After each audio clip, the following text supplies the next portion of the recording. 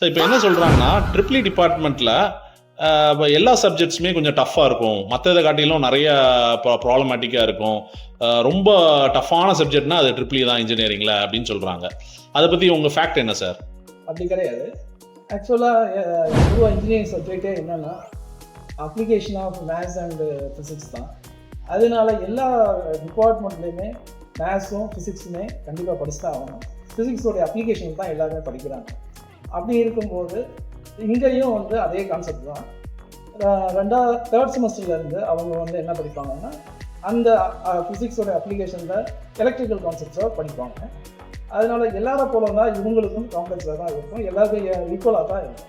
இப்போ ட்ரிபிள் பிடிச்சி வர்றவங்களுக்கு இது சிம்பிளான சப்ஜெக்ட் தான், எல்லா சப்ஜெக்ட்டுமே சிம்பிளாக தான்.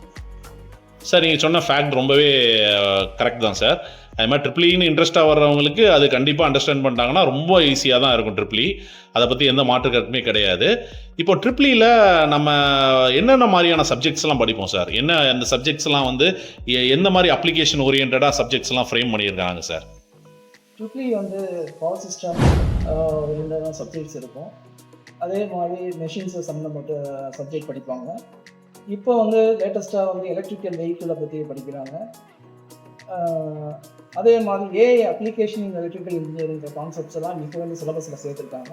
அதனால ஃபியூச்சர் ரெடியாக வந்து இப்போ இருக்கிற எலக்ட்ரிக்கல் இன்ஜினியர்ஸ் வந்து ரெடியாகிட்டு இருக்காங்க.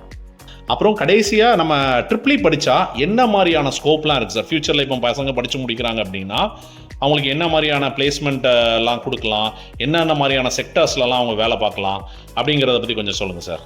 இப்போ வந்து எலக்ட்ரிக்கல் இன்ஜினியர்ஸுக்கு ஹை டிமாண்ட் இருக்குது. அவங்களுக்கு பேக்கேஜும் ஹை லெவல் ஆஃப் பேக்கேஜில் வந்து அவங்களுக்கு ஆஃபர்ஸ் வந்து அவைலபிளாக இருக்குது.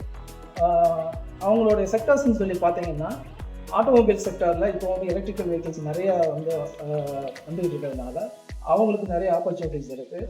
அதே மாதிரி battery manufacturing, smart grid, battery management system, electrical vehicle, அதே மாதிரி ஃப்யூச்சரில் வந்து renewable energy resources are dominating one.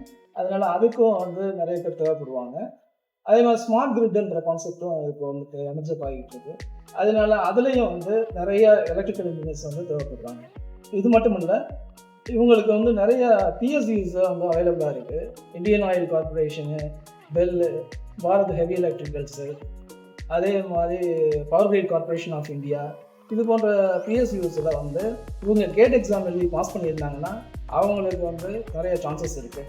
அதே மாதிரி ஐஇஎஸ் எக்ஸாமினேஷன் இருக்குது, இந்தியன் இன்ஜினியரிங் சர்வீஸு, அதுலேயும் வந்து இவங்க வந்து ஈஸியாக சக்ஸஸ் ஆகிறதுக்கு சான்சஸ் இருக்குது.